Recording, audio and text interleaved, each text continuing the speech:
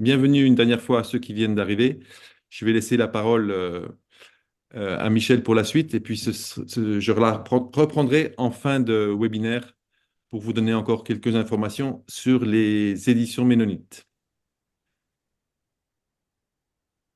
Voilà, merci Samuel. Je t'en Bonsoir à prie. chacune et à chacun pour ce webinaire consacré au livre L'Ancien Testament en 10 questions, écrit par Robin Rive. Bienvenue à Robin Rive qui est présent, ainsi que à Anthony Perrault qui sera comme un répondant ce soir. Soyez tous les deux les bienvenus. Le livre est paru à l'automne 2025. L'Ancien Testament en 10 questions. Et puis, il se comporte donc de 10 questions, comporte donc 10 questions que vous avez sous les yeux et qui sont donc la table des matières du livre. Et Robin a bien voulu répondre à ces questions dans un format pas trop long, puisque le livre fait 80 pages ou 88 pages au total. Et c'est des questions que le comité qui s'occupe de la publication de ces livres des éditions Ménonites a rassemblées parce qu'il nous semblait que ces questions sont parfois présentes dans les églises et dans nos esprits et que ça pouvait être utile d'avoir une publication qui essaye de répondre à ces interrogations. Donc, un mot de présentation de nos intervenants du soir. Robin Rive est professeur en Ancien Testament à la Haute École de théologie à Saint-Légier en Suisse. Il est également pasteur de l'Union des Églises évangéliques de Réveil en Suisse romande. Bienvenue Robin. Et puis Anthony, lui, est professeur d'Ancien Testament à la Faculté libre de théologie évangélique de Vaux-sur-Seine, originaire, non plutôt ayant habité en Suisse précédemment, mais plutôt maintenant en région parisienne. Et toi aussi, Anthony, sois le bienvenu. Je dis quelques mots quant au déroulement de ce temps ensemble qui va durer jusqu'à 21h45. Robin va prendre la parole pour une brève présentation du livre, puis Anthony donnera une réponse au livre, ensuite de quoi je poserai 3 questions à Robin. Il y répondra, peut-être qu'Anthony pourra aussi contribuer.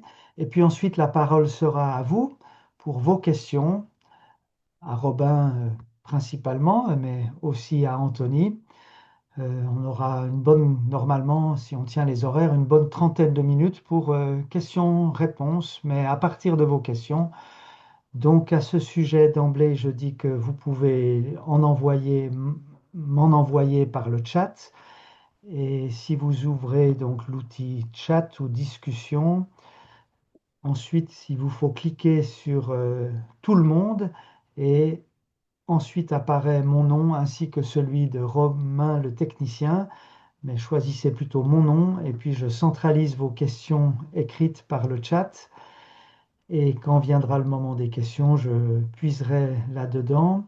S'il y a vraiment beaucoup de questions, peut-être que je devrais sélectionner. Merci de votre compréhension. Si vous n'avez pas écrit de questions par le chat et qu'il y a de l'espace pour cela, vous pouvez aussi poser les questions en direct, donc le moment venu, quand ça sera ce temps. Dans le chat, je crois que figure déjà le numéro de téléphone de Romain, le technicien. Peut-être notez-le si jamais, je sais pas, vous êtes déconnecté et que vous avez des difficultés, n'hésitez pas à appeler Romain. Je signale que nous enregistrons ce webinaire qui sera mis à disposition, on y reviendra à la fin, mais à cause de l'enregistrement, dans un instant, quand on va commencer pour de bon en quelque sorte, on va couper toutes les caméras et le son pour que ça soit plus agréable, surtout en replay, de voir l'intervenant ou les intervenants. Merci là aussi de votre compréhension. À la fin, à 21h45, c'est la clôture et sentez-vous très libre de nous quitter. Je signale juste que nous allons ajouter à ce moment-là 15 minutes de bonus pour les personnes qui le souhaitent. C'est juste une petite rallonge pour pouvoir encore discuter avec Robin et Anthony qui sont d'accord de prolonger de manière informelle comme ça, mais à 22 heures, c'est sûr, on s'arrête dans tous les cas. Je voudrais te donner la parole, Robin, pour la présentation du livre L'Ancien Testament en 10 questions. Bon, d'abord, bonsoir à toutes et à tous. Euh, C'est une joie pour moi de pouvoir voilà, vivre ce moment avec vous, de survol, de réflexion sur l'Ancien Testament qui me passionne depuis tellement longtemps.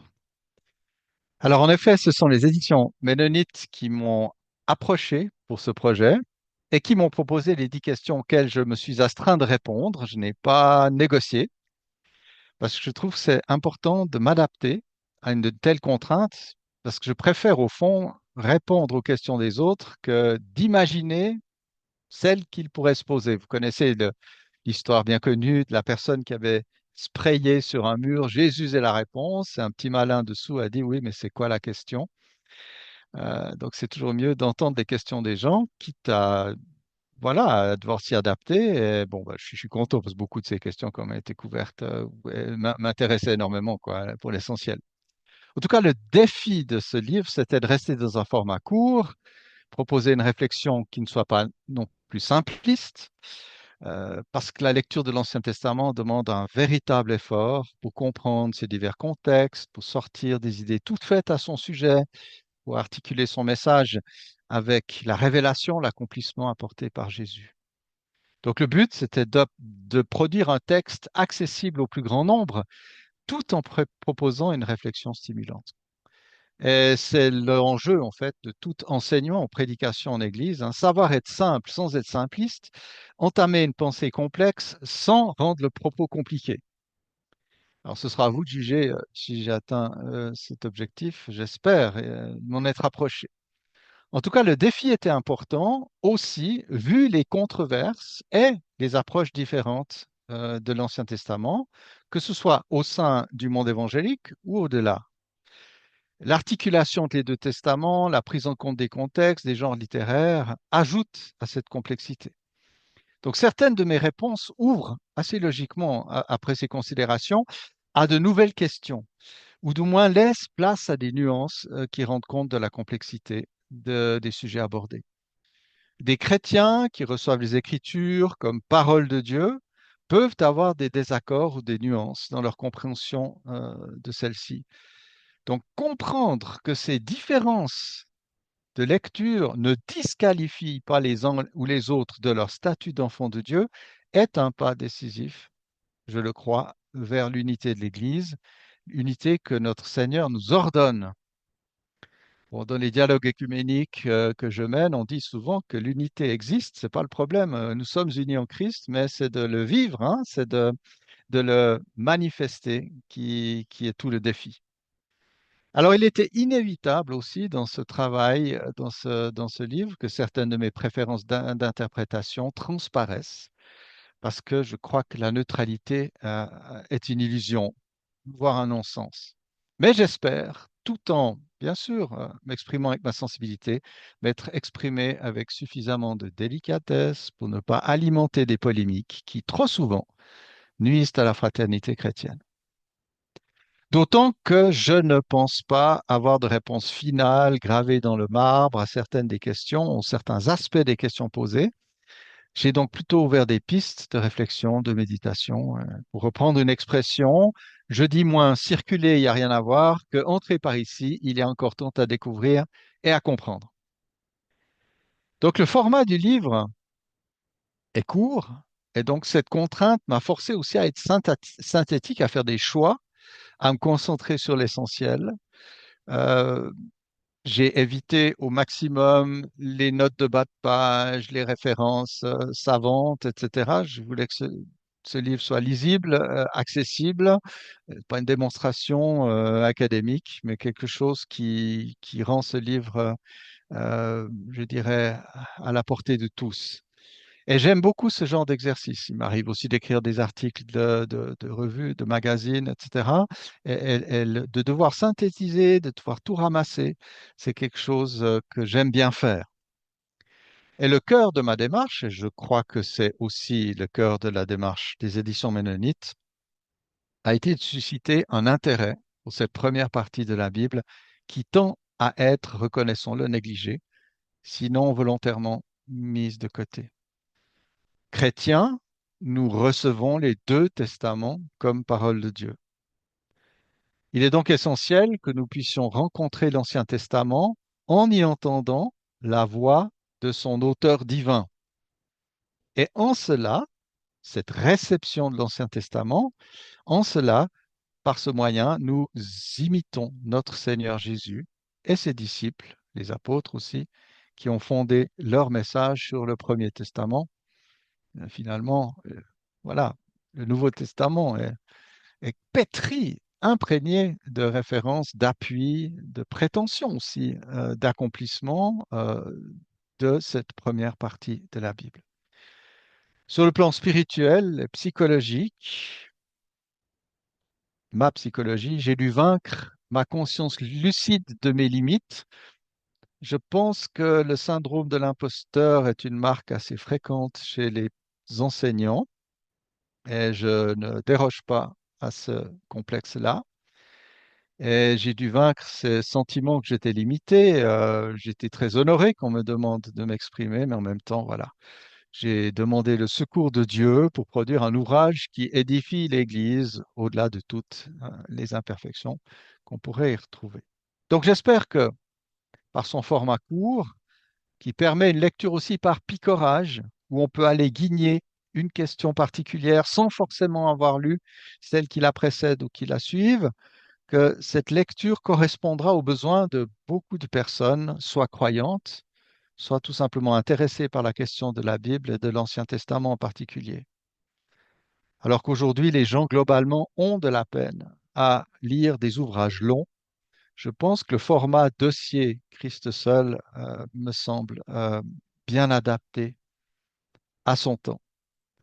Et comme je l'ai écrit aussi tout à la fin de l'ouvrage, j'espère qu'au-delà des considérations logiques, techniques, etc.,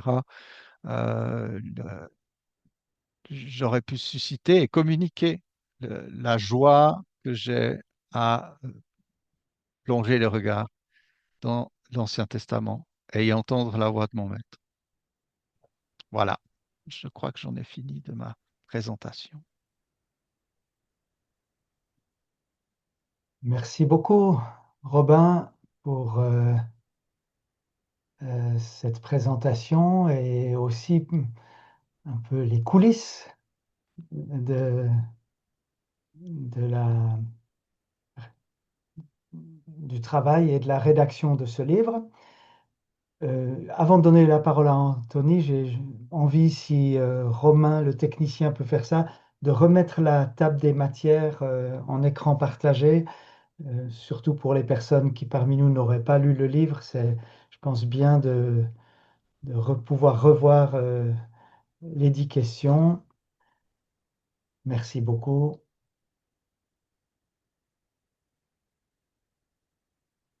Comme on est bien dans les temps, je me permets de lire ces questions. Faut-il parler de Premier Testament au lieu d'Ancien Testament? Quelle fiabilité peut-on accorder à l'historicité des récits de l'Ancien Testament? Ne sont-ils pas écrits après les événements décrits et parfois très longtemps après? Comment comprendre les récits d'origine, en particulier Genèse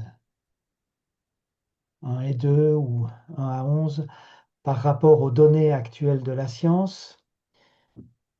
Quelle continuité ou quelle rupture y a-t-il entre les lois et règles révélées à Moïse pour le peuple d'Israël et celles accomplies en Jésus et que les apôtres ont retenues? Dans l'Ancien Testament, comment faire la part des choses entre les aspects culturels et donc on pourrait dire temporaire, et le message intemporel, le Saint-Esprit, est-il présent dans l'Ancien Testament? Et si oui, comment? Comment les croyants de l'Ancien Testament sont-ils sauvés si le Christ n'est pas encore venu? Pourquoi Dieu s'est-il choisi un peuple, Israël, et que signifie cette élection? Le schéma classique pour résumer un peu toute la Bible, création, chute, rédemption, ne nous fait-il pas oublier des parties importantes de l'Ancien Testament? Et finalement, le Dieu de l'Ancien Testament est-il un Dieu violent? Merci Romain. On peut peut-être revenir au, euh, à la vue normale. Et je voudrais là donner la parole à Anthony pour quelques mots de réponse à ce livre qu'il a lu et qu'il a même bien voulu euh, recenser, puisque en page 4 de couverture du livre, c'est Anthony qui présente le livre et qui en dit déjà quelques mots, mais tu peux volontiers compléter maintenant, Anthony, si tu veux bien. Merci beaucoup d'avance. Merci Michel, merci, bonsoir à tous. Honoré d'être avec vous ce soir pour ce temps justement de réponse autour de la parution de ce livre récent sur l'Ancien Testament en 10 questions. Honoré d'être avec vous. Donc quelques éléments de réponse, comme je l'indiquais dans la préparation de cette soirée, j'ai l'impression d'être un peu juge et partie dans cette histoire, et ce à plusieurs titres. Tout d'abord parce que, comme tu l'as dit, Michel, j'ai accepté de rédiger la quatrième de couverture de ce livre, donc c'est que quelque part j'étais à l'aise de pouvoir le faire et heureux de pouvoir rédiger quelques lignes au sujet de ce livre. Et puis, quelque part, offrir une réponse à un collègue, à un ami, depuis des années maintenant, Robin Rive. Je suis aussi chargé de cours sous sa direction à la HET Pro. Et puis, c'est là où j'ai fait mes premières armes en tant qu'enseignant. Et puis, je dirais troisièmement, j'ai l'impression que sur beaucoup de ces questions, nous sommes amenés à y répondre peut-être d'une manière qui soit assez comparable, parce qu'on a été quand même élevés dans la même maison, la maison dans laquelle j'enseigne aujourd'hui, la faculté libre de théologie évangélique de Vaux-sur-Seine. Et il faut dire que voilà, je parlais de terre inconnue dans la quatrième de couverture en parlant de l'Ancien Testament, mais j'ai l'impression on est tous les deux en terre connue, dans le sens où nous nous connaissons l'un l'autre et où nous avons fait nos armes théologiques ensemble. Donc, j'étais pas tout à fait dépaysé en découvrant l'ouvrage, en découvrant les réponses qui étaient proposées à ces questions-là. Donc voilà, ce que je peux dire, c'est que en tant que collègue, en tant que homologue vétérotestamentaire, c'est-à-dire spécialiste de l'Ancien Testament, je me reconnais dans beaucoup de ce que Robin a dit, de ce que Robin a écrit. Et donc je pourrais signer des deux mains cet ouvrage, et c'est ce que j'ai fait dans la quatrième de couverture. Donc voilà, honoré d'être là, honoré de pouvoir offrir cette réponse. En même temps, comme l'exercice le veut, on me demande d'offrir une réponse et pas simplement de pouvoir faire une éloge, une quatrième de couverture du livre. Et donc voilà, j'aimerais dire voilà, quelques réflexions, quelques éléments qu'ont suscité la lecture de ce livre sur certains chapitres en particulier, parce que le temps voilà, le temps est là, il est compté. Évidemment, quand on lit ce genre d'ouvrage, en tant que spécialiste, ou comme le disait Robin, quand on a le syndrome de l'imposteur pseudo-spécialiste, on essaye en tout cas de l'être. Moi, je dis souvent à mes étudiants qu'on ne peut pas être spécialiste de l'Ancien Testament, ça ne veut rien dire, parce que la matière est beaucoup trop ample, beaucoup trop grande à couvrir. Mais il y a évidemment des chapitres qui nous intéressent plus que d'autres, de par nos sujets de recherche, nos sujets d'intérêt. Et je dois dire que la question, notamment, je reprends pour moi-même la table des matières, la question de la manière dont Robin a traité la question de la fiabilité des écrits de l'Ancien Testament en regard à quelle fiabilité peut-on accorder à l'historicité des récits de l'Ancien Testament? Ne sont-ils pas écrits après les événements décrits et parfois très longtemps après? Évidemment, le format du livre aussi impose quelques limites. Robin n'a pas voulu, et il a raison, a grande raison, rentrer dans des détails trop techniques, mais il s'avère que ça fait partie de ces questions qui, comme d'ailleurs Robin lui-même l'indique, hein, en finissant son chapitre, en disant que voilà, il est important de reconnaître, de ne pas avoir des réponses à toutes nos questions. Donc on sent bien de la part de Robin le fait qu'on est face à une question complexe et que de la traiter en quelques pages n'est pas évident. En même temps, la réponse offerte est intéressante, mais il est vrai que de la part d'un pseudo-spécialiste, si j'ose me décrire ainsi, eh bien évidemment, le dossier est extrêmement complexe. Le format veut qu'il n'y a pas de notes de bas de page, qu'il n'y a pas de références trop techniques, et c'est vrai que c'est un sujet extrêmement complexe. Euh, je me serais montré dans le traitement du sujet, peut-être en disant, bah oui, peut-être que les livres de l'Ancien Testament ont été rédigés longtemps après les événements, en tout cas dans leur forme finale telle que on la connaît. Ça, c'est, je pense, voilà, une sorte d'état de la recherche, de consensus qu'on peut dresser.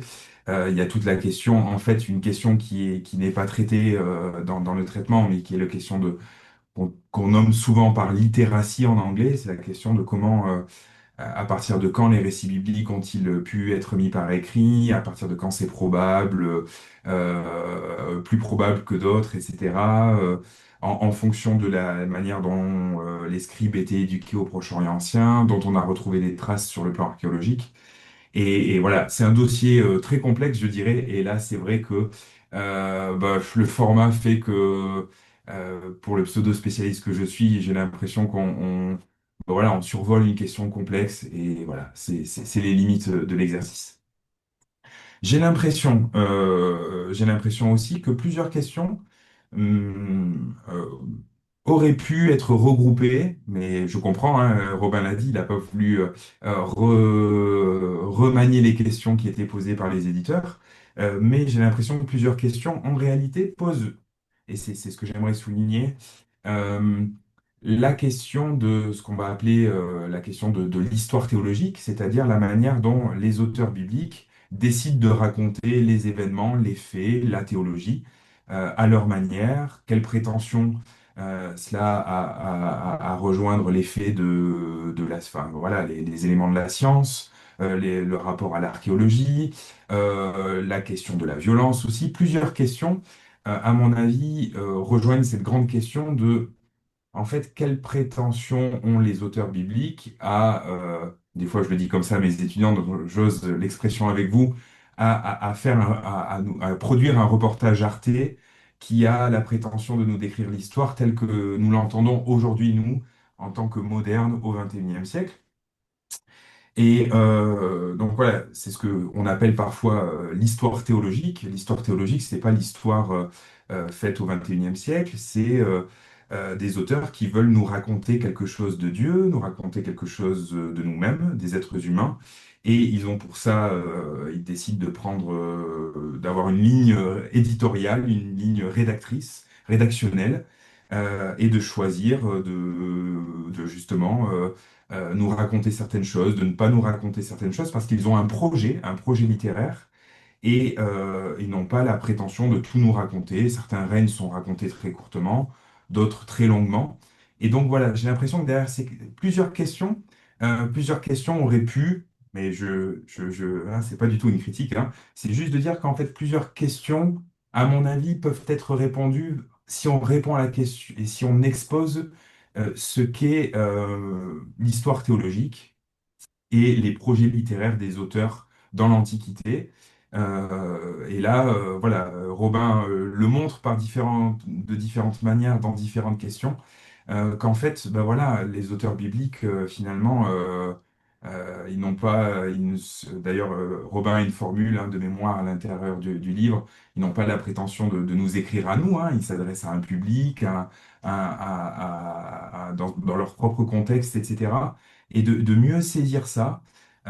Et j'adosserai à ça la notion de genre littéraire. Eh bien, en fait, quand on a compris un peu ces deux notions, à la fois la question de l'histoire théologique et la notion des genres littéraires, on peut aborder plus sereinement un certain nombre de questions qui sont regroupées dans l'ouvrage là. Je ne sais pas du tout où j'en suis au niveau de mon timing. Ça, c'est le problème des enseignants. Ils parlent, mais en fait, il faut pouvoir les arrêter. Michel, n'hésite pas, hein. Je ne sais pas si je suis dans mon timing ou pas. En Tu as tout 5 cas, minutes encore. ok. Comment? Tu m'as dit quoi? Pardon, excuse-moi. 5 minutes encore. Ok, ah ben ça va, j'ai du temps. Donc voilà, il y a des questions qui, je pense, auraient pu être regroupées. En évoquant deux choses, voilà, simplement la notion des genres littéraires. On n'interprète pas de la même manière nos recettes de cuisine, nous modernes, d'un poème, et c'est très très bien, il le faut. Et en fait, la Bible, et notamment l'Ancien Testament, recèle d'un grand nombre de genres littéraires en passant de l'un à l'autre sans nous indiquer par des drapeaux rouges, attention, on change de genre. Les genres eux-mêmes littéraires sont parfois difficiles à cerner. Ça rejoint la question aussi d'une des questions qui a été posée sur comment finalement est-ce qu'il y a des éléments dont on ne doit plus tenir compte aujourd'hui. Donc voilà, ça c'est les deux éléments que je voulais signaler, la notion de genre littéraire et la notion d'histoire théologique. Et finalement, j'ai l'impression que Robin souscrit à quelque chose auquel je souscris aussi largement. C'est l'idée finalement d'une grande histoire qui nous est décrite depuis la Genèse jusqu'à l'Apocalypse. Et cette histoire-là, elle a un sens, c'est-à-dire qu'elle s'inscrit dans le cadre d'une révélation, une révélation qui est progressive. Et il faut tenir compte de ce sens de l'histoire, de ce qui nous est raconté, et ne pas voilà, comprendre ce sens, comprendre cette direction, comprendre que l'Ancien Testament, c'est pas un bloc qui tombe une fois du ciel, une fois pour toutes, mais qu'il y a des centaines d'années de révélation au peuple de Dieu, à Israël, et que finalement, nous, on arrive là en tant que moderne au XXIe siècle, et on dit, d'ailleurs, on pose l'Ancien Testament ou le Premier Testament en un bloc, alors qu'en réalité, il y a une épaisseur temporelle dans cet Ancien Testament, et que le Dieu qui se révèle à son peuple se révèle aussi progressivement dans un peuple qui alors n'évolue pas de manière constante et linéaire depuis les origines jusqu'à l'époque perse, hein. Ce n'est pas du tout comme ça. Il y a des retours en arrière nombreux, et c'est aussi notre histoire à nous. Mais je pense que Robin souligne bien le fait que voilà, on interprète cet Ancien Testament et il faut lui quelque part reconnaître son épaisseur historique, son épaisseur théologique. Et ça, c'est quelque chose que j'ai particulièrement aimé, que j'ai retrouvé, on va dire aussi comme constante dans les réponses qui étaient offertes. C'est l'idée que voilà, l'idée que je viens de décrire. Donc voilà, finalement, en somme, ce que je peux dire, c'est peut-être que Robin a réussi à faire ce que je n'ai pas réussi à faire, puisque je n'ai pas écrit ce livre-là, mais il a réussi à le faire, donc à répondre à l'Ancien Testament en 10 questions de manière abordable. Que j'en recommande la lecture aussi parce que, comme Robin, je fais le constat que l'Ancien Testament a la peau dure, hein, dans le sens où c'est pas évident d'entrer dans ce corpus de texte avec les questions que cela pose, et je pense que Robin offre de belles réponses à ces questions. Et ben, quelque part, s'il y a un lecteur frustré, tant mieux, parce qu'en fait, ça va lui donner envie d'aller plus loin et ça suscite des questions, ça suscite un intérêt, une envie pour le texte de l'Ancien Testament. Et ma foi, bravo à Robin d'avoir réussi à le faire de cette manière. Merci beaucoup, Anthony, pour cette réponse et cette mise en perspective. Merci beaucoup. Robin, est-ce que tu voudrais répondre à la réponse? Déjà, merci Anthony. J'entends tout à fait tes remarques, tes réponses. C'est tout à fait pertinent. C'est vrai que c'était un exercice, voilà, on doit restreindre la voilure. C'est vrai qu'on aurait pu regrouper certaines questions, mais c'est toute une question aussi de sensibilité. Je me suis dit aussi, derrière ces questions, il y a voilà, la sensibilité que perçoivent hein, les responsables des éditions Ménonites. On a eu, en tout cas avec Michel et d'autres, on a eu des allers-retours tout à fait sympas aussi. Hein. Je veux dire, ça s'est très bien passé. Voilà, il n'y a pas eu de friction. Voilà, de temps en temps, des très bonnes remarques pour que la rédaction passe.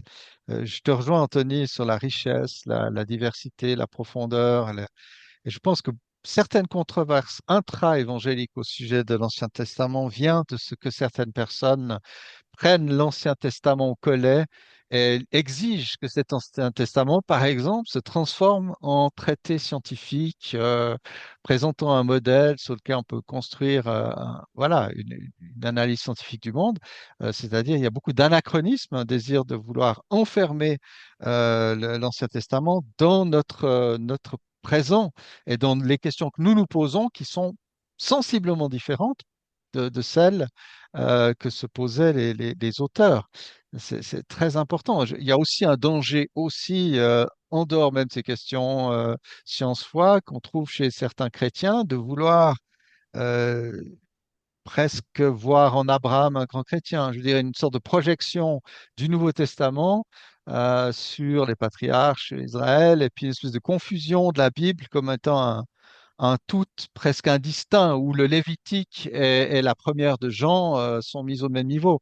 Ce sera ma critique, je pense que ce sera celle aussi d'Anthony, par exemple par rapport au fondamentalisme qui semble en tout cas beaucoup effacer les nuances, la révélation progressive, qui ne veut pas remettre le texte dans son contexte parce qu'on s'accroche à certains passages, voire à certaines traductions de la Bible chez certains chrétiens. Je pense aux États-Unis où il y a certains qui sont obsédés sur la King James pour appuyer leur agenda fondamentaliste. Et c'est vrai que là, en tant qu'enseignant de l'Ancien Testament, en tant que chrétien, je suis choqué derrière certaines prétentions à la fidélité, de voir combien on essaye au contraire j'allais dire, de fermer les oreilles et les yeux par rapport au contexte où la révélation s'est développée. Voilà, je me suis lancé dans une belle impro. J'espère que ce que j'ai pu dire était compréhensible. En tout cas, Merci merci bien, bien. Anthony. On pourra encore collaborer ensemble avec joie. Très bien. J'avance vers trois questions de ma part. Avant les questions des participants, n'oubliez pas de m'en envoyer. Une première question à toi, Robin. Quelle question parmi les 10 t'a donné le plus de fil à retordre? Pourquoi et comment t'y es-tu pris du coup? Il y a eu une question, par exemple, un peu plus compliquée. Moi, je pourrais dire que toutes les questions étaient un défi pour moi, vu le format. Puis bon, voilà. Mais même celles que j'avais déjà travaillées dans d'autres contextes, c'était bon de m'adapter à ce format. De nouveau, j'apprécie beaucoup ce défi. Ça me force à me concentrer sur l'essentiel. Voilà. Mais si je devais choisir une question, je trouve que c'est toujours un peu compliqué à faire. Je pense que ce serait la neuvième qui évoque le schéma création, chute, rédemption. Voilà, ça m'a pas chicané, mais j'ai un autre ADN. Le nœud du problème, si c'est un problème, c'est que ce schéma création, chute, rédemption, et j'ajoute consommation, parce que normalement, voilà, il y a encore la consommation de toute chose, est un schéma de théologie systématique, c'est-à-dire qui cherche à partir, en effet, du matériel biblique, de synthétiser, de réunir les données et d'aller même au-delà hein, de ce que la Bible dit et d'entrer en dialogue, en réflexion avec la philosophie, etc. Et donc, c'est un schéma de théologie systématique. Alors que la Bible, elle, euh, présente rarement des thèmes théologiques de manière synthétique. La théologie systématique fait ce travail, mais pas voilà, la théologie. Voilà, la Bible n'est pas un traité de théologie, bien qu'on puisse en tirer, bien sûr, beaucoup de renseignements. Donc, le schéma création, chute, rédemption, c'est une synthèse hein, qu'on fait, je pense surtout dans le protestantisme, je pense qu'en dehors on trouve aussi, une synthèse de l'ensemble de l'histoire du salut à la lumière pleine qu'en donne le Nouveau Testament. particulièrement, oserais-je dire, si on doit parler de la chute, avec Paul, qui est quand même celui qui développe la question d'Adam et de la chute le plus, hein. Alors, l'Ancien Testament ne couvrant qu'une partie de la révélation du plan du salut, il s'arrête en quelque sorte au milieu du gué. Donc je me suis retrouvé avec cette question, cette stimulation. En plus, c'est vrai que le contexte de l'Ancienne Alliance met l'accent sur des aspects qui vont être dépassés par le changement de régime et parce que Jésus a accompli, qui rend obsolète ou caduque certains aspects. Alors, la question qui était posée, c'était là le défi, c'est comment discerner un schéma systématique pour l'Ancien Testament, ou même se demander est-ce que c'est même, comment dire, est-ce qu'il faut le faire? Est-ce que c'est vraiment nécessaire? Donc, ma réponse à la question ne pouvait qu'être nuancée, d'autant que je suis plus un bibliste qu'un systématicien, bien que j'aime la systématique, mais je suis plus, voilà. En fait, mon professeur de systématique, Henri Blocher, un de mes professeurs, disait, avant d'être un bon systématicien, il faut être un bon exégète, c'est-à-dire un bon étudiant de la Bible. Donc, comme je considère que je ne suis pas encore tout à fait un bon étudiant de la Bible, je ne suis pas prêt d'être un bon systématicien. Voilà. Maintenant, on peut aussi considérer que la création, la chute et la rédemption ne sont pas totalement absents de l'Ancien Testament. Il ne faut non plus pas tout oblitérer, là. C'est vrai que l'élément chute y est peu développé, mais le Nouveau Testament va s'appuyer sur le matériel de la Genèse, notamment, pour développer toute la question de la rédemption du Christ, le nouvel Adam qui sauve l'humanité, etc. Donc, euh, l'élément chute, peut-être peu présent dans l'Ancien Testament, est quand même exploité par le Nouveau Testament. Donc, avec cette histoire de tableau général dans ce testament, j'ai considéré que le point de création, alors il tient un très grand rôle, et pas seulement dans la Genèse, c'est impressionnant. Alors, j'ai pas le temps de développer, mais personnellement, je crois que l'élection d'Israël et l'établissement d'Israël en tant que peuple de Dieu est décrit notamment chez Ésaïe, mais aussi dans les psaumes, avec un langage créationnel. Israël est créé en tant qu'Israël, peuple de Dieu, non par sa réalité matérielle, mais par la traversée de la mer, par l'alliance au Sinaï, etc.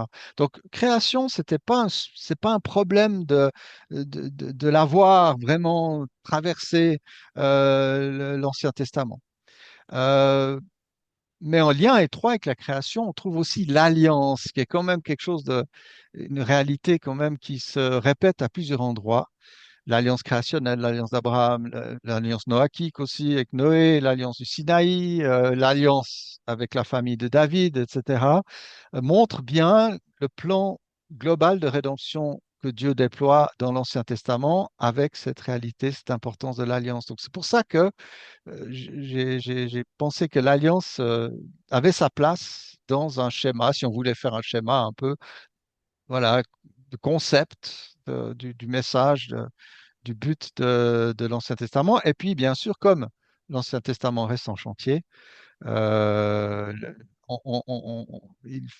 thème de la promesse, c'est assez aussi logiquement inspiré. Promesse, c'est des points de suspension. Maintenant, on pourrait arguer, hein, le Nouveau Testament finit aussi avec des points de suspension. L'Église attend encore l'avènement du règne glorieux du Christ. Et donc, il y a aussi un élément de point de suspension. Mais si on considère que Jésus, c'est l'aboutissement de la révélation, voilà, même le canon biblique, c'est-à-dire l'ensemble des livres bibliques, c'est achevé autour de l'avènement de Jésus. Le Nouveau Testament clôt quand même quelque chose, en tout cas présente, voilà, un ensemble plus complet. Et l'Ancien Testament, donc, en reste une première partie. Voilà. Et c'est pour ça que bon, le thème de promesse m'a semblé approprié, mais bon, je suis resté prudent, j'ai avancé à petits pas, euh, voilà, parce que bon, ce schéma création, alliance, promesse peut être aussi réducteur. J'ai des fois de la peine avec les slogans, des fois j'ai de la peine à résumer tout en trois mots. Je suis pas sûr, en a tendance des fois comme chrétien à résumer la foi des slogans. C'est pas gênant hein, d'avoir quelques petits repères comme ça, voilà, qu'on se rappelle vite, etc. Mais euh, hmm, la vérité, la réalité est plus complexe et plus riche. Voilà. Donc, c'est cette Merci. question qui m'a bien Ouais. turlupiné. Et je lis juste le dernier paragraphe de la question sur un schéma qui résumerait l'ensemble de la Bible ou de l'Ancien Testament. Robin écrivait, en conclusion, un schéma création, alliance, promesse pourrait bien décrire l'Ancien Testament sans mettre en question le schéma plus complet, création, chute, rédemption, Mhm. consommation. J'avance vers une deuxième question. À toi, Robin. À plusieurs reprises, tu dis dans le livre que l'Ancien Testament ne fait qu'évoquer certains aspects développés davantage dans le Nouveau Testament. Mhm. Tu dis qu'il y a un certain silence sur le Saint-Esprit dans l'Ancien Testament, qu'il y a peu de place, par exemple, à la question de la résurrection Mhm. comme salut éternel dans l'Ancien Testament. Ou tu dis aussi que des pratiques de l'Ancien Testament sont dépassées dans le Nouveau Testament et l'exemple du culte sacrificiel est donné, les rites et les lois alimentaires, la prêtrise, l'ethnicité et le royaume territorial d'Israël, tout ça étant dépassé dans le Nouveau Testament. D'où ma question, est-ce que tout cela finalement ne relativise pas l'importance de l'Ancien Testament par rapport au Nouveau Testament? Mhm. Mhm. À nouveau, une bonne question. Mais ta question, elle met en avant, on va dire, la nouveauté générée par la Nouvelle Alliance, ce que j'ai aussi exprimé, hein. Mais si on voit que cet aspect nouveauté, on risque de n'y voir presque que des ruptures entre les deux testaments. Voilà, il y a du nouveau, hein, et donc les choses anciennes sont passées. On peut voilà, on peut entrer dans une image très polarisée. Mais si on comprend l'idée de progression de la révélation, Dieu accompagne l'humanité, voilà, sur un chemin de découverte de son plan sur un chemin aussi d'accomplissement progressif de son plan. L'Ancien Testament joue un rôle crucial. Et quand on parle d'importance, il faut voir comment on comprend les choses. L'Ancien Testament annonce là où le Nouveau Testament présente l'accomplissement. Et sous cet angle, le Nouveau Testament est largement incompréhensible si on n'a pas la connaissance de l'Ancien. Donc la question, c'est pas une question d'importance, mais peut-être de rôle, et puis même de... Attention, la transition, c'est quand même non plus pas la nuit et le jour, hein. On est dans quelque chose de... Voilà, on peut même dire, dans le cas du Nouveau Testament, il y a un mouvement, je ne suis pas spécialiste du Nouveau Testament, mais je pense qu'on l'a tous constaté, d'un salut qui semble au départ concerner le peuple juif, et puis il y a cette irruption, ce dépassement dans le livre des Actes qui a créé, qui a généré toute une réflexion du Nouveau Testament, du salut universel. Et comment est-ce qu'on intègre les non-juifs dans le peuple de Dieu? Est-ce qu'il faut passer par la case juif, etc. Donc, juste pour montrer que les choses sont complexes. Les éléments de continuité sont très importants entre les deux testaments. Les deux testaments relèvent le même Dieu, c'est là notre conviction. Ils parlent à une même humanité, ils dévoilent le plan de rédemption. D'ailleurs, il y a une actualité de l'ensemble de la Bible par rapport à l'humanité. J'en parlais avec un étudiant, je donnais un petit cours, un mini-cours dans notre journée porte ouverte samedi dernier. L'étudiant sur Jacob à Péniel, voilà, je ne vais pas entrer dans les détails, mais mon étudiant dit, oh purée, qu'est-ce que ça me parle aujourd'hui? Je dis oui, oui, parce que l'humanité a progressé en bien des points sur le plan technologique, etc. Mais la pâte humaine est la même. Les problèmes d'Israël dans le désert ne sont pas très différents des nôtres. En dehors de toutes les différences culturelles, on s'adresse à la même pâte humaine. Bref, pour prendre une image simple, pour répondre à ta question, est-ce que les racines sont moins importantes que l'arbre qu'elles portent et qu'elles nourrissent? Pour rapporter cette image aux deux testaments, l'Ancien Testament, d'ailleurs, s'il est la racine du Nouveau, n'est pas non plus totalement caché sous terre. Il y a déjà des rameaux qui sont sortis du sol. On peut comprendre l'importance cruciale de ces pousses. Je fais une allusion peut-être un peu trop appuyée à- à la notion de germe, hein, qui désigne le Messie. Le Messie est en germe.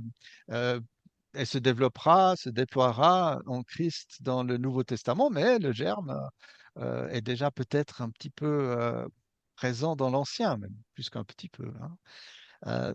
Donc, je ne pense pas qu'on puisse considérer l'Ancien Testament comme une quantité négligeable, encore moins le mépriser. L'Ancien Testament est aussi un très important témoin de la pédagogie du Seigneur qui accompagne cette humanité. On voit comment Dieu s'y prend et qui amène l'humanité vers le Christ. Et Jésus l'a bien expliqué aux religieux qui le rejetaient lui. Et parlant de l'Ancien Testament dans ce contexte, dans l'Évangile de Jean, chapitre 5, il dit, vous sondez les Écritures parce que vous pensez avoir en elles la vie éternelle. Il s'agit bien du Tanakh, hein, il s'agit bien de l'Ancien Testament. Et Jésus dit, mais ce sont elles-mêmes qui rendent témoignage de moi. Donc, ces Écritures euh, m'annoncent, ces Écritures parlent de moi. Et en cela, alors je crois qu'elles ont une importance essentielle. Jésus lui-même a convoqué l'Ancien Testament comme un témoin convaincant à son sujet.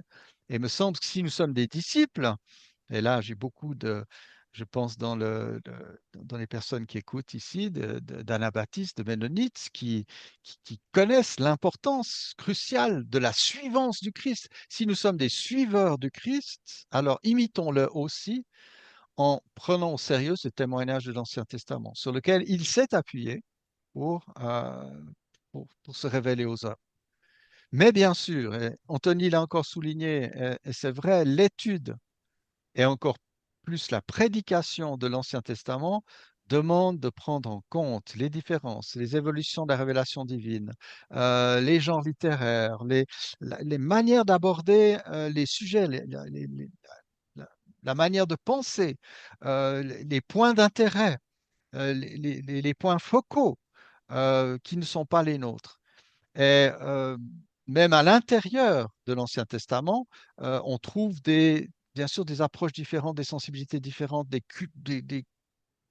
contextes différents. Je veux dire, je donne un exemple. Les patriarches ou l'homme, il y a un homme qui dirige un clan, qui fait office de juge, de prêtre aussi, qui est en charge de la religion, qui est en charge de tout. Et puis après, on est dans un système avec Israël, avec la constitution, l'érection d'un temple.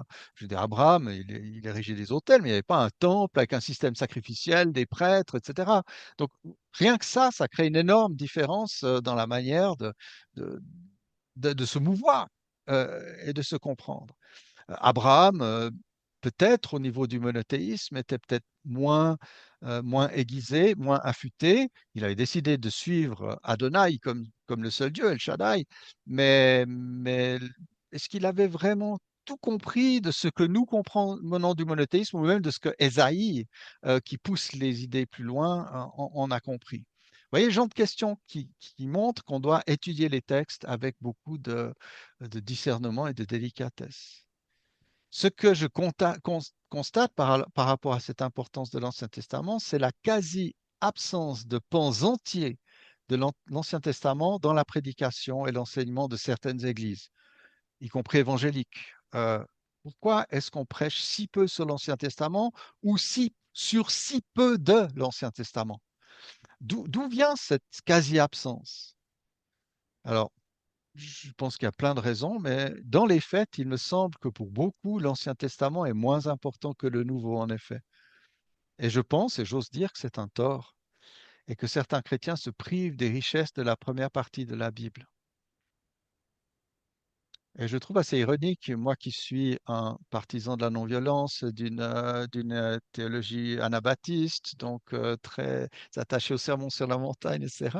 Qu'est-ce qui a pris à Dieu de faire de moi un, un enseignant de l'Ancien Testament? C'est peut-être pour que on comprenne que les évolutions et les changements n'empêchent pas de pouvoir plonger les regards dans des textes extraordinaires qui nous disent peut-être beaucoup plus qu'on le pense sur nous-mêmes, sur Dieu, sur le monde. Merci beaucoup. Anthony, est-ce que tu voudrais donner un écho à cette réponse de Robin à ma question? Et puis après, on passera aux questions des participants. Oui, oui, oui, non, mais je rejoins Robin, je rejoins Robin. Rappelle-moi, Michel, quelle était la question, si tu veux bien, Pardon, initiale. pardon. C'était l'idée que dans le livre, Robin montre qu'il y a certaines choses qui sont peu présentes dans l'Ancien Ah Testament oui, et qu'elles sont nettement plus présentes dans le Nouveau. Et donc, j'en déduisais la question, mais est-ce que du coup, ça ne montre pas hmm. la moindre Oui, oui. importance de l'Ancien Oui, Testament? oui, oui, oui, c'est ça, c'est ça, c'est ça. Oui, oui. Et je rejoins aussi ça permet de renouer par rapport à la première question à laquelle j'ai pas réagi. Je pense que enfin, en plus, quelque part, de tout ce qu'a dit Robin, j'ajouterais aussi toute la notion du corpus de sagesse qui, dans l'Ancien Testament, notamment vis-à-vis du schéma création, chute, rédemption, consommation, euh, nous offre quand même des perspectives, enfin, nous offre un enseignement à partir notamment de la chute, hein, de comprendre que ce soit un Job, le juste souffrant, sur qui s'abat tout un tas de malheurs, du livre des Proverbes adressé aux jeunes qui doivent affronter toutes les difficultés de la vie et apprendre comment y répondre, attention, pas de manière simpliste, hein, mais sur la manière d'un livre de sagesse, ou encore le Qoélette. Ça nous montre que vis-à-vis du création, chute, rédemption, l'Ancien Testament a vraiment quelque chose à nous dire, offre une réflexion qui n'a pas d'équivalent, à mon sens, dans le Nouveau Testament, hein. Il y a des dimensions sapiens, de sagesse dans Jacques, évidemment, il y a de la sagesse dans le Nouveau Testament, mais ce corpus-là, il a vraiment une place, je crois, vraiment à part. Et ça rejoint la deuxième question, hein, là encore, hein, l'Ancien Testament qui finalement n'aurait pas un grand rôle à jouer dans la révélation ou qui ne serait que préparatoire au nouveau. Très souvent, là encore, mes étudiants sont extrêmement rejoints par les ouvrages de sagesse, ou encore, j'oserais encore plus loin, par des narratifs qui nous semblent extrêmement simples, voire parfois un peu simplistes, à l'instar du livre d'Esther, d'un Jonas, et qui en fait sont extrêmement riches pour la foi du chrétien aujourd'hui. Et suivre des personnes, des personnages de l'Ancien Testament, quelque part où on a l'impression que, voilà, comme on dit, on a l'impression que c'est plus notre monde, que ça n'a rien à nous dire, en fait, sont d'une actualité tout à fait prégnante, tout à fait, comme le disait Robin, le monde a changé, mais l'humain n'a pas fondamentalement changé. Et finalement, c'est que quelques exemples, hein, mais au-delà des grands schémas et de voir la consommation à la fin, tous ces narratifs, tous ces textes de sagesse ont une vraie valeur ajoutée, je crois, pour nous permettre de comprendre le monde dans lequel on vit, avec toute sa complexité de comprendre, en tout cas d'essayer de s'y insérer aujourd'hui, nous, en tant que chrétiens, le mieux possible, avec les armes que le Dieu de la Bible tout entière, depuis l'Ancien jusqu'au Nouveau Testament, a décidé de nous confier et de nous faire réfléchir. Hmm. Euh, C'est pas juste des outils, c'est pas une liste comme disait Robin, de punchlines, de guidelines à suivre, mais de nous faire réfléchir sur notre monde. Et là, l'Ancien Testament, désolé, mais il a une vraie, enfin, une ultra valeur ajoutée pour le chrétien aujourd'hui, je le crois. Merci beaucoup. Je propose que nous avancions vers les questions des participants. J'en ai reçu deux, trois par le chat. N'hésitez pas à continuer d'en envoyer. Oui, j'en vois d'autres encore, c'est formidable. Et donc, je commence par une première question adressée par Thierry Labelle, et elle s'adresse à Robin, en tout cas pour commencer. Si tu avais voulu ajouter une onzième question à ce livre, quelle aurait été cette question et pourquoi? Bon, si je veux faire une pirouette, je dis si j'y avais voulu l'ajouter, je l'aurais exprimé. Je sais pas, parce que oui,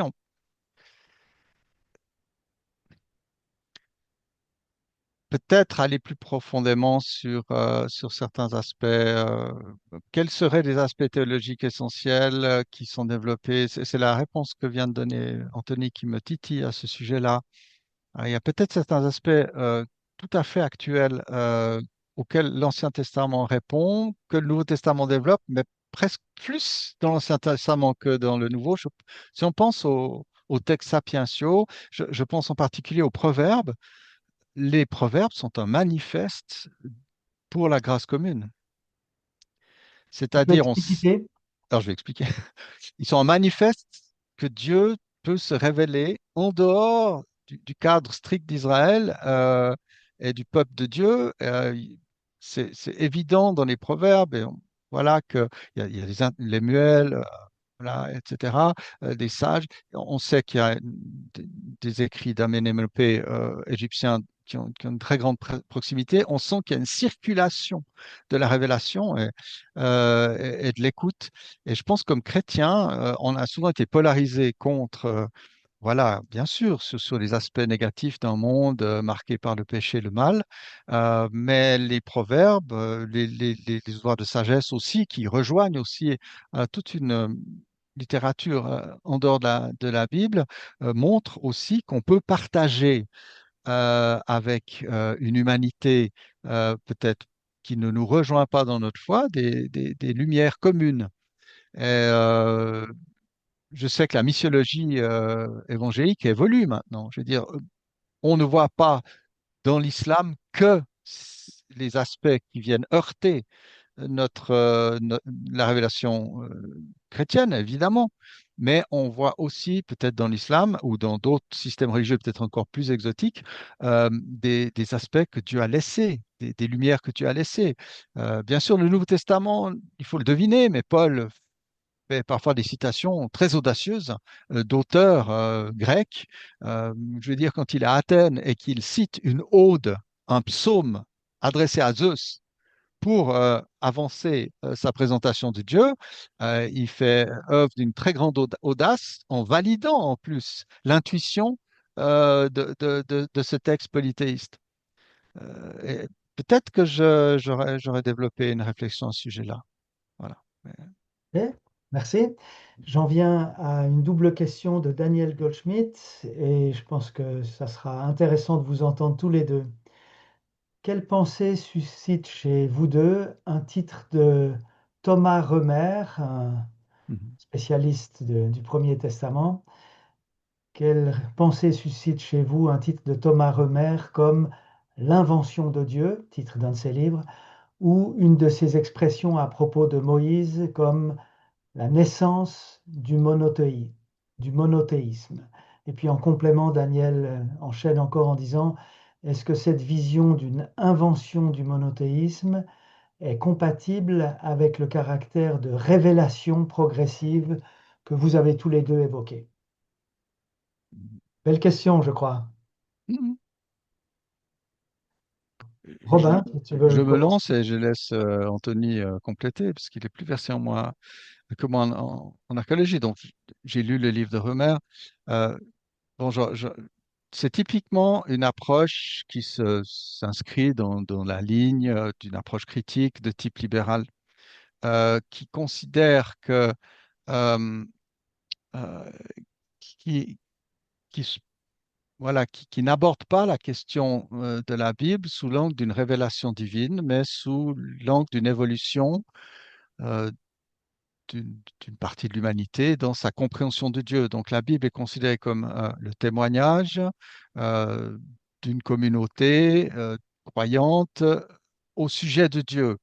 Euh, c- alors, Thomas Remer procède à une reconstruction d'après ce s'il pense avoir repéré sur le plan archéologique, etc., de l'émergence, du développement. Alors, quand il dit invention, il ne faut pas penser qu'il dit que le monolithisme est inventé comme on invente je sais pas, une machine, c'est pas une fabrication, mais il pense que le peuple juif, au contact, notamment de la civilisation perse, etc., a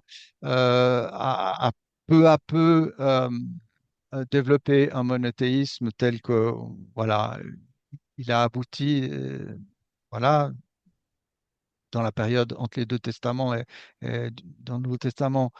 Mais c'est une reconstruction qui part de certains présupposés. Par moments, j'ai trouvé la méthode un peu discutable où il prend une éventuelle interprétation d'un texte en supposant que, et puis quelques pages plus loin, c'est quasiment établi pour lui.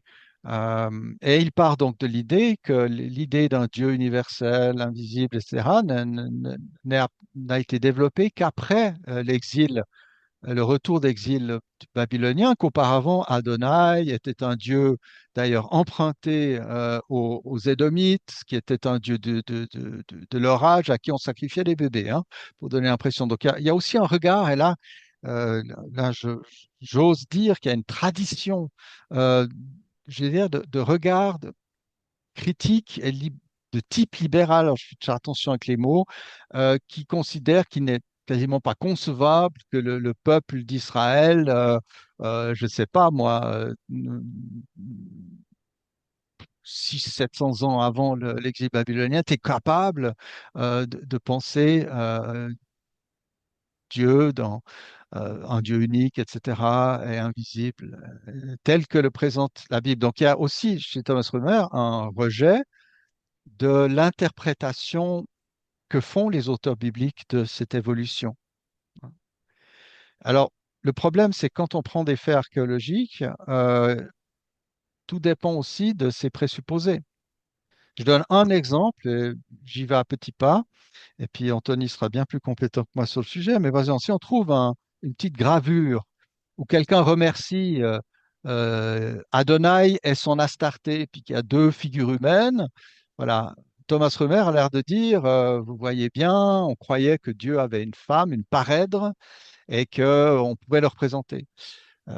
Mais pour lui, ça semble révolutionnaire par rapport au narratif biblique, car que le narratif biblique nous présente une situation où la plupart du temps, une majorité d'Israélites vivaient un syncrétisme, avec en plus le paradoxe que si on croit en un Dieu invisible et unique et qu'il est interdit de le représenter, les traces archéologiques de cette foi-là seront assez limitées. Tandis qu'on trouvera peut-être plus facilement les traces d'idolâtrie, de syncrétisme, etc. Mais voilà, c'est un peu les. Donc, par contre, voilà maintenant, un spécialiste comme Thomas Römer, il est intéressant à lire, il a des choses vraiment pertinentes à dire. Je le rejoins sur certaines de ses interprétations. Ça fait partie du dialogue académique, voilà. Euh, mais je ne crois pas que le monothéisme j'accorde une confiance certaine aux témoignages donnés par les auteurs bibliques parce que je crois, quand on parlait d'un fil rouge, je crois quand même qu'il y a un auteur divin qui unifie tous ces aspects très disparates et quand même qui évite j'allais dire, les falsifications grossières, pour prendre une image un peu brute. Voilà. J'espère avoir pas été trop maladroit dans la réponse. Anthony, est-ce que tu veux aussi t'exprimer par rapport à la double question? Oui, oui, oui, oui, oui, bah, disons, c'est, voilà, comme le disait Robin, ça fait partie du dialogue académique euh, et du poids qu'on accorde à certaines données archéologiques. Je pense, comme Robin, que certaines données archéologiques, certaines données archéologiques, voilà, elles nous disent pas si, euh, voilà, comme le disait Robin, est-ce que béni soit Yahweh et son Ashéra, est-ce que c'est la pratique d'un seul homme, est-ce que c'est la pratique de tous, est-ce que euh, euh, voilà, jusqu'où le monothéisme et donc du coup le polythéisme était répandu. En fait, même si le polythéisme, enfin une forme, disons, de monothéisme moins rigoriste, telle que la Bible le présente, est répandue en Juda, en fait, j'ai envie de dire, on comprend d'autant mieux l'appel à répétition de plusieurs prophètes qui soient en Israël ou en Juda, d'abandonner les idoles.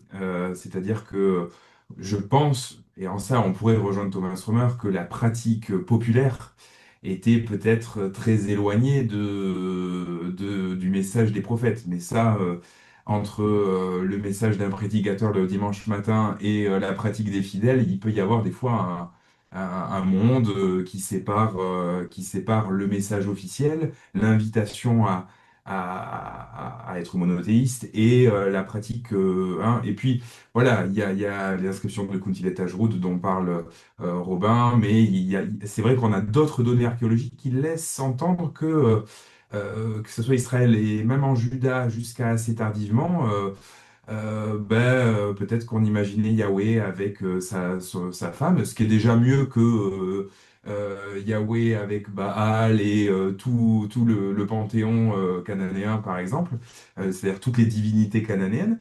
Donc voilà, en fait, ce qu'on peut, là où je pense qu'on peut rejoindre un Thomas Romer, c'est de dire que l'archéologie offre une épaisseur au texte en, en disant que voilà, là où il y a l'injonction biblique, le peuple a pu mettre du temps à ce que le monothéisme tel qu'il est affirmé bibliquement se mette vraiment en place. Là où je rejoins aussi Robin, c'est qu'en fait c'est un autre logiciel, c'est-à-dire que ce qui est décrit dans le texte biblique, selon le logiciel de Thomas Strummer, ce n'est que très tardivement qu'on peut affirmer de telles choses parce que les pratiques archéologiques montrent d'autres choses.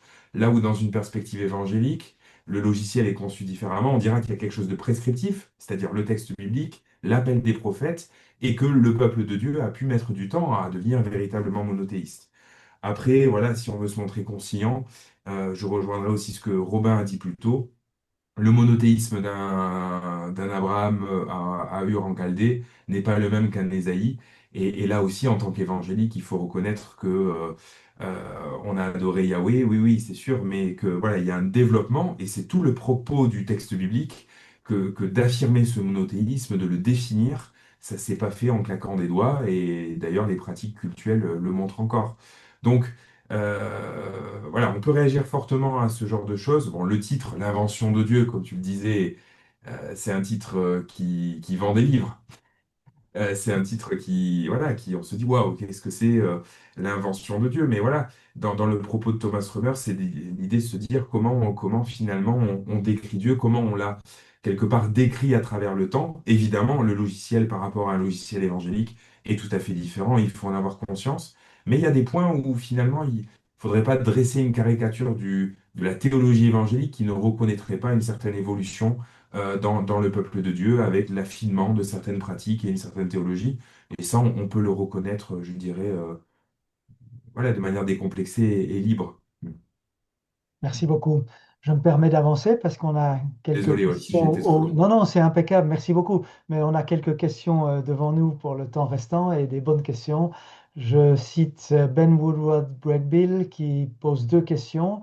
Si vous pouviez étudier un livre de l'Ancien Testament avec Jésus, comme dans Luc 24, lequel choisiriez-vous? Ou alternativement, si vous pouviez partager un repas avec un personnage de l'Ancien Testament, lequel choisiriez-vous? Robin. Alors, j'ai envie de dire que ma réponse changera d'un moment à l'autre, mais avec Jésus, je pense que j'aimerais bien étudier avec lui le Deutéronome. C'est quand même le livre qu'il a cité trois fois quand le tentateur est venu le bousculer. Et c'est un livre qui récapitule, voilà, c'est l'aboutissement de la Torah. Voilà, je suis fasciné hein, par le Deutéronome de nouveau à cause de la richesse. Donc voilà, peut-être qu'il y a quelques mois, j'aurais voulu lire Qoheleth avec Jésus, mais non, mais je trouve que le Deutéronome est formidable. Voilà. Et un repas avec un personnage de l'Ancien Oh là, Testament. tous, qu'est-ce que je... voilà. Avec un gentil, en tout cas. Non, je plaisante. Euh, Ésaïe, ça me plairait bien. Ouais, Ésaïe, qui est quand même, voilà, parce que c'est vraiment le prophète qui, voilà, qui nous ouvre sur, voilà, sur. Mais bon, on peut s'identifier. Je m'identifie avec Jérémie. Si on me demandait avec qui j'aurais de la peine à manger ces temps, je pense que c'est Ézéchiel. Je suis en train de le lire et il est déprimant. Donc, si je viens de passer une bonne soirée avec quelqu'un qui, voilà, qui vit les choses intensément, ce sera Ésaïe ou Jérémie. Ouais. Merci. Et toi, Anthony, que dirais-tu? Ah là là, c'est des questions difficiles. Il y en aurait, oui, oui. Bon, comme dit Robin, je pense que ça dépend peut-être de notre humeur du moment. Ça dit quelque chose de nous aussi, je pense, peut-être fondamentalement. C'est une question Ouais, c'est psychologique, possible. en fait. Euh, et alors, il y avait la question du repas, et la première question, c'était, désolé Michel, C'est Si pouvais étudier un livre de l'Ancien Testament en présence du Christ, Ah comme oui. dans Luc 24. Bah, alors, je vais commencer par l'étude du livre. Euh, J'hésite entre deux. Là aussi, ça dit quelque chose de ma psychologie. Euh, je, je rejoins peut-être le Qoélette quand même. J'aurais bien aimé parce que j'ai un paquet de questions. Et si je veux être un peu taquin, peut-être le Cantique des Cantiques. Parce que voilà, comment ce livre qui a traversé les siècles, compris comme une métaphore de l'amour entre Israël, entre Dieu et son peuple Israël, comment voilà l'auteur du Cantique des Cantiques, comment dans le contexte on justifie sa place dans le canon, etc. Voilà, j'aurais eu des questions. Euh, et puis finalement, la deuxième question, c'était la question du repas. Je pense avec un Job. Ça peut paraître, peut-être déprimant, mais ouais, il y a une profondeur dans ce livre et là aussi, ça dit quelque chose de moi. Des fois, il y a des, il y a, il y a- il y a- il y a des malheurs, il y a des questions inexpliquées dans notre monde et passer un repas avec lui à table pour pouvoir discuter de ces questions-là et de la manière dont lui y a répondu, je trouve qu'il y a quelque chose qui m'inspire. Ouais. Merci beaucoup. Une autre question reçue de Jessica. Je la lis. Pourquoi le Seigneur choisit-il de révéler sa puissance dans l'Ancien Testament à son peuple et aux nations par, entre autres, la conquête ou victoire militaire, alors que dans le Nouveau Testament, il le fait autrement, par la propagation de l'Évangile notamment. Je comprends la venue centrale du Christ, mais j'ai l'impression qu'il me manque des éléments pour bien comprendre les conséquences du changement d'alliance, tout en disant que l'Éternel est immuable. Mhm. Robin. Bon, la réponse terriblement facile serait de dire parce que Dieu a trouvé bon de procéder ainsi. Euh, bon, il fallait, dans ce processus de révélation, que Dieu révèle l'importance de l'alliance, l'importance d'un peuple, etc. Il l'a fait dans le contexte, c'est vrai, d'un peuple avec des frontières, etc., avec des ennemis humains. C'est pas juste la conquête, hein, la terre promise, c'est une promesse, c'est lié à Abraham, c'est pas du tout. Je sais que aujourd'hui on aime bien ne voir en Israël qu'une espèce de rassemblement de colons blancs, si possible. Il faut sortir un peu de cette idée-là. Je ne fais pas de géopolitique pour maintenant parce que ce serait vraiment sortir complètement du sujet. Mais Dieu a fait les choses progressivement. Euh, il fallait sans doute que sa révélation se développe ainsi. Euh, euh, après, il y a, voilà, je pense que dans mon livre, je réponds un peu en tout cas à cette séquence-là. En tout cas, je la constate, on doit la constater, la recevoir. Elle est conçue par les auteurs du Nouveau Testament, par le Christ lui-même, comme étant licite, c'est légitime, hein. Il n'y a pas de délégitimation du processus de révélation. Après, j'aime beaucoup l'humilité de Jessica qui dit, j'ai l'impression qu'il me manque des éléments pour bien comprendre les conséquences du changement de l'alliance. Je dirais que oui, c'est sur ça que nous devons tous travailler pour bien comprendre cette articulation. C'est aussi là que nos questions, nos réponses, pardon, doivent être nuancées parce que voilà, entre chrétiens, on n'a pas tous la même perception de qu'est-ce qu'il faut garder, qu'est-ce qu'il faut dépasser, etc. Que signifie ce déplacement? Voilà, comment le vivre sans polariser les deux testaments. Euh, voilà, euh, si je rejoindrais psychologiquement Jessica en disant je suis content de ne pas faire partie du peuple d'Israël appelé à dévouer par l'interdit une ville. Je veux dire, je suis content d'être un enfant de Dieu qui bénéficie de la pleine révélation du Christ, d'appartenir à ce temps de révélation où ce genre de choses n'ont plus cours. Voilà. Puis en même temps, voilà, il y a besoin de marquer la gravité du mal, par exemple, la réalité qu'il y a un vrai combat. Euh, c'est pas exactement le sujet d'un spécialiste de l'Ancien Testament, mais je suis de plus en plus persuadé que euh, la vision de la croix comme étant la victoire du Christus Victor, est beaucoup plus importante que qu'on a trouvé euh, à le voir dans la théologie occidentale, que oui, le Christ n'est pas seulement celui a effacé nos péchés, a porté la croix, mais aussi celui qui a vaincu les puissances des ténèbres. Et c'est vrai qu'à travers l'histoire d'Israël, on voit ce combat, parce que derrière les combats humains, il y a aussi un combat contre l'obscurité aussi du paganisme. Voilà. Euh, c'est des réponses très pauvres que je donne ici. Ce que je constate, c'est qu'il y a cette évolution, que Dieu nous a pris par la main, il a pris ce chemin-là. Euh, et derrière ça, il y a toute la question qui demeure, le scandale de la réalité du mal, de la souffrance et de la violence. Euh, en plus, qui vient bien sûr voilà. On aimerait tellement un monde où il n'y a pas, voilà, il n'y a pas eu à combattre ainsi. Et ça peut fonder notre espérance, parce que finalement Jésus est venu mettre fin finalement à ce conflit de manière ultime. Voilà, on attend encore le jour où la présence de la ténèbre, du non, de la peur, de la mort sera abolie. Mhm. Merci beaucoup. Anthony, un complément à cette question de Jessica Oui, sur... je dirais ouais, en deux axes. Le premier en complément par rapport à Robin, l'effet, voilà, la conquête, ce qui s'est passé dans le livre de Josué. Il y a rien qui nous invite à faire de même aujourd'hui, hein. Ni le texte est descriptif, a une portée théologique, mais on n'est pas invité à faire de même nous aujourd'hui. Donc c'est quelque chose qui a pris part dans l'histoire d'Israël, mais il n'y a pas d'invitation à faire de même.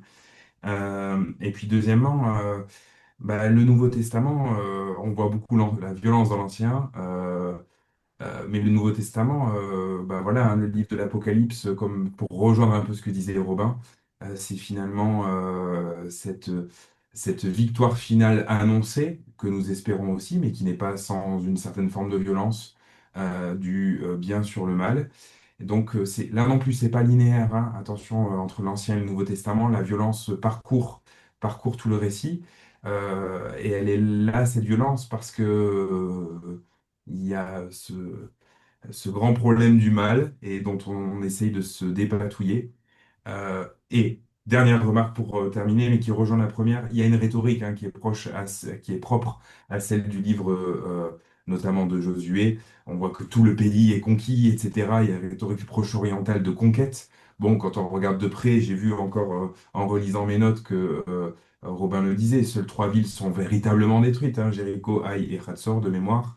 Mhm. Donc voilà, il y a une rhétorique, on est là parce que dans un contexte du Proche-Orient ancien, un pays et un peuple a des divinités qui lui sont associées. Et si un pays, si un peuple, ben, disons, gagne, c'est sa divinité qui gagne. Et donc il faut comprendre le récit, notamment de Josué, dans cette dynamique proche-orientale des récits de conquête, je dirais. Ouais, Ça, ça rejoint la question du genre littéraire en passant. Oui. Encore, ouais, voilà, exactement. complètement. Ouais. Merci. Merci. Une dernière question qui a été posée par euh, Techno K15, je crois, ou 5. Il apparaît que le livre de Job, non, pardon, il paraît que le livre de Job se situe dans le contexte du livre de la Genèse, mais dans quelle partie précisément? Alors, Il y a est-ce que peut-être la question est assez claire ou bien? Oui, je pense qu'il y a deux questions qui sont posées. Je pense que j'en pense à une, mais je crois que c'est à l'autre. Job, en tant que chef de famille, offrant des sacrifices, dont la richesse est comptabilisée avec avec des troupeaux, est typiquement dans une culture patriarcale qu'on peut comparer à celle d'Abraham, Isaac et Jacob. Job ne fait pas allusion à un culte constitué autour d'un temple, etc. Job est aussi, bon, il est dans le pays d'Out, se constitue peut-être vers Édom, voilà, c'est pas un juif d'ailleurs. Là aussi, l'universalité, hein, la grâce commune aussi est manifestée dans Job. Donc, c'est pour ça qu'on rapporte la personne de Job à celle des patriarches, et à l'époque où a vécu Job, à celle des patriarches. Maintenant, il ne faut pas faire le saut. Certains commentateurs évangéliques l'ont dit en disant, ah ben, comme ça se passe du temps des patriarches, ça a été écrit du temps des patriarches. Alors là, il y a vraiment, je pense, à discuter. Il n'y a pas du tout d'obligation à considérer que l'histoire de Job, le cadre de l'histoire de Job se situe bien dans une époque patriarcale. Job a existé du fait aussi du Nouveau Testament, hein, voilà, je crois aussi Ézéchiel, je suis plus sûr, qui atteste de son existence, mais il y a ce petit cadre narratif, mais tout le reste, la construction, la réflexion peut être beaucoup plus tardive. Et il n'y a aucune contrainte à situer la présentation des éléments, des événements, au moment des événements ou tout près. On n'a pas besoin. Voilà, je peux écrire une vie de Napoléon 2 siècles après sa mort, je veux dire, voire plus. Et puis une autre question par rapport à la Genèse, c'est que Job 38-39 présente la création. Dieu se justifie face à Job en disant, je suis le créateur, qui es-tu pour contester avec moi? Je suis celui. Et personnellement, ça mettrait le doigt sur, d'ailleurs, tout un débat qu'il y a par rapport à la science, etc. Certaines personnes disent, oui, bon, il y a la Genèse, maintenant, ce qui est écrit dans Job et dans les psaumes, nous ne le recevons pas parce que c'est poétique. Et là, je pense qu'il y a une erreur, une faute méthodologique. Et là, je rejoindrai ce que Anthony a dit au sujet de l'histoire théologique. Genèse n'est pas non plus un rapport de police. Genèse, c'est un récit théologique qui n'a pas un but, et j'ose le dire, certains ne sont pas d'accord avec moi, mais on ne peut pas construire un modèle scientifique à partir de la Genèse. Il n'y a aucun renseignement scientifique donné dans la Bible. Ce n'est pas le but. Euh, je vous renvoie, pour ceux qui le veulent, à lire le commentaire de Jean Calvin sur les luminaires, et vous verrez comment lui il gère la réalité astronomique qui diffère de la description de la Genèse. On pourra peut-être discuter ça en aparté, mais c'est formidable déjà avec l'émergence de la science moderne de voir comment. Donc pour moi, et ça mériterait vraiment encore d'être développé, il faudrait prendre le texte de la Genèse, Job, les psaumes de création, et là développer une théologie de la création en écho entre ces textes, plutôt que de les opposer en disant les autres, ah ben oui, c'est de la licence poétique. Quand un psaume parle des piliers de la terre, on sait que c'est du poème, et puis quand c'est la Genèse qui donne certains détails, on y croit mordicus comme si c'était des faits relatés dans une main courante de police. Il y a vraiment ce genre d'approche-là me semble perdre complètement de vue la profondeur théologique de la Genèse, quoi. Merci. Rapidement, Anthony, un complément éventuel de ta part sur ce lien entre Job et le livre de Job? Non, non, non, non, je pense que Robin a dit l'essentiel. Non, non, c'est bon, rien à ajouter. Mhm. Merci beaucoup.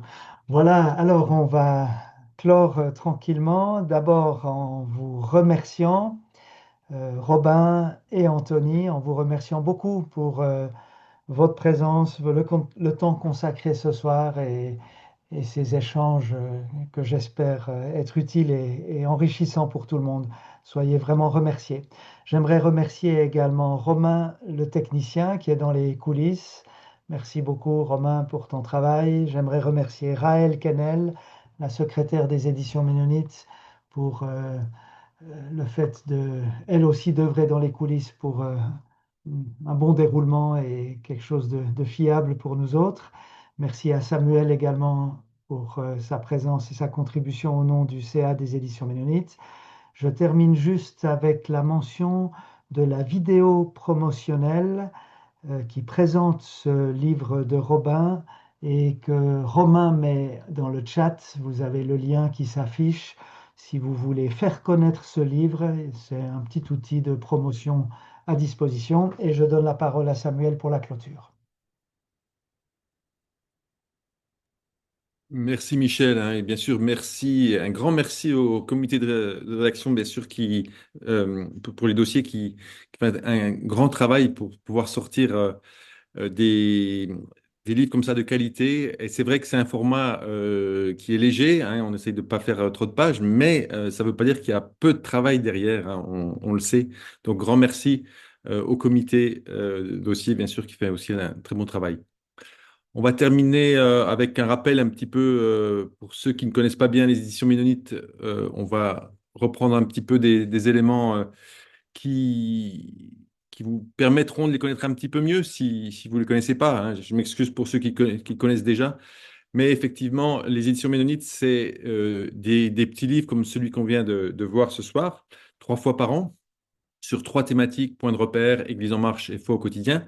Et puis, chaque mois, c'est le mensuel Christ seul, chaque mois, sauf l'été où il y a un double numéro. Mais voilà, donc on a un mensuel de 36 pages qui prend des thèmes d'actualité, bien sûr, et qui paraît donc chaque mois.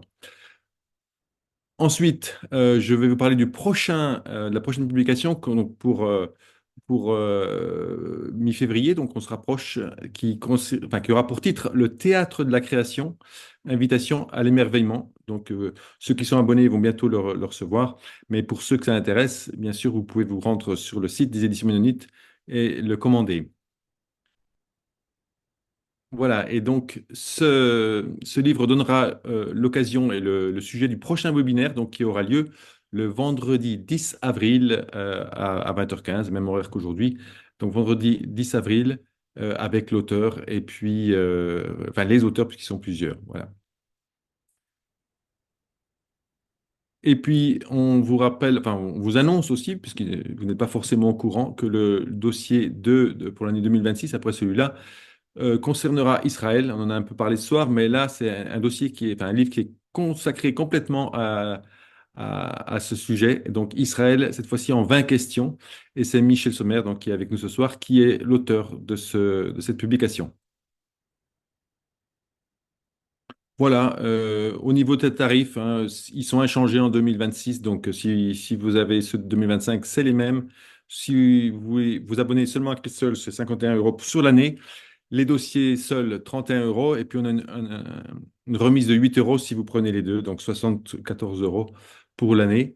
Et puis, bien sûr, tout est achetable à l'unité hein, sur le site des éditions Ménonites. Voilà.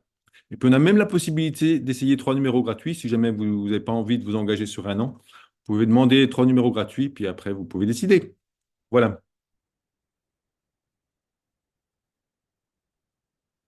c'est tout pour moi.